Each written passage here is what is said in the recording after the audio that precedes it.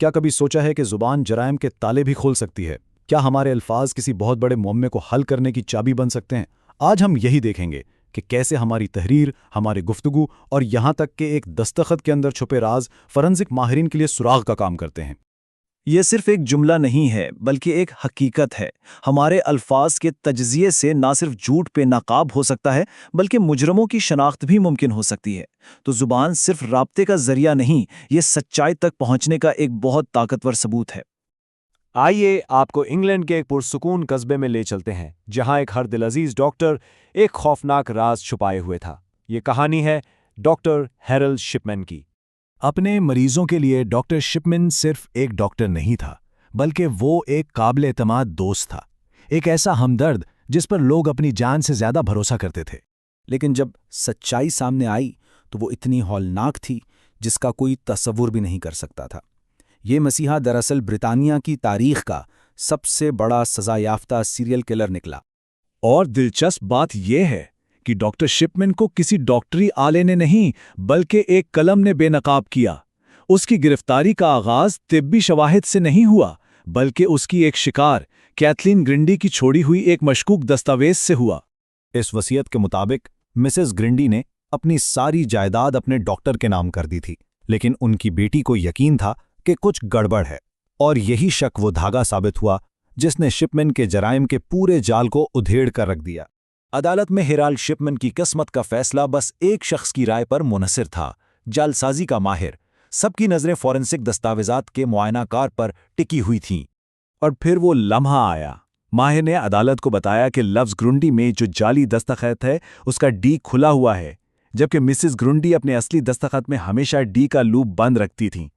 بس اسی ایک حرف کی بنا پر خاموش عدالت میں ہیرالڈ شپمین کی قسمت پر مہر لگ گئی۔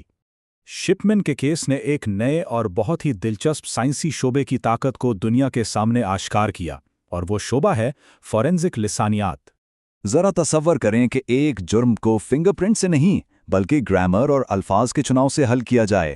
یہی فورنزک لسانیات کا کمال ہے، جہاں زبان خود ایک سوراخ بن جاتی ہے۔ تو 60 کی دہائی میں اپنے آغاز کے بعد سے فورنزک لسانیات آج قانون نافذ کرنے والے اداروں کے لیے ایک انتہائی اہم ہتھیار بن چکی ہے، اور یہ شعبہ مسلسل ترقی کر رہا ہے۔ فورنزک ماہرین تاوان کے خطوط سے لے کر پولیس کی تفتیش تک ہر چیز کا تجزیہ کرتے ہیں اور ان سراغوں کی تلاش کرتے ہیں جو کیس کو حل کرنے میں مدد دیں۔ وہ قانونی دستاویزات کی زبان اور عدالت میں الفاظ کے استعمال کا بھی مطالعہ کرتے ہیں۔ ویسے فورنزک لسانیات کا دائرہ کار بہت وسیع اور حیران کن ہے۔ آئیے اس کی کچھ اور مثالیں دیکھتے ہیں۔ کیا مشہور مصنف ڈین براؤن نے ڈاونچی کوڈ کی کہانی چرائی تھی؟ اس بڑے سوال کا جواب بھی فورنزک ماہرین لسانیات نہیں دیا۔ انہوں نے دونوں کتابوں کے متن کا موازنہ کیا اور آخرکار یہ نتیجہ اخذ کیا کہ یہ سرقہ نہیں تھا۔ جب ہم کہتے ہیں کہ یہ گوگل کر لو، تو کیا ہمارا مطلب ایک مخصوص سرچ انجن ہوتا ہے یا صرف کچھ تلاش کرنا؟ اس سوال کا جواب اربوں ڈالر مالیت کا ہے، کیونکہ اگر کوئی برانڈ نام بہت زیادہ عام ہو جائے تو وہ اپنا قانونی تحفظ کھو سکتا ہے۔ گوگل اور میک ڈونلڈ جیسی بڑی کمپنیوں کے لیے ان کے الفاظ اور نشانیاں ان کے سب سے قیمتی اثاثے ہیں، اور ان اثاثوں کا تحفظ لسانیات کی ایک جنگ ہے۔ کئی دہائیوں تک ویئر سائڈ جیک نامی شخص نے پولیس کو گمراہ کیا۔ اس نے ایک آڈیو ٹیپ بھیج کر تحقیق کا رخ ہی موڑ دیا، لیکن آخرکار 27 سال بعد اسی کی آواز نے اسے دھوکہ دے دیا اور وہ پکڑا گیا۔ خودکشی کے خطوط سے لے کر ہنگامی کالز تک فورنزک ماہرین لسانیات کا خام مال خود زبان ہی ہے۔ آئیے دیکھتے ہیں کہ وہ کس قسم کے متنوں کا تجزیہ کرتے ہیں۔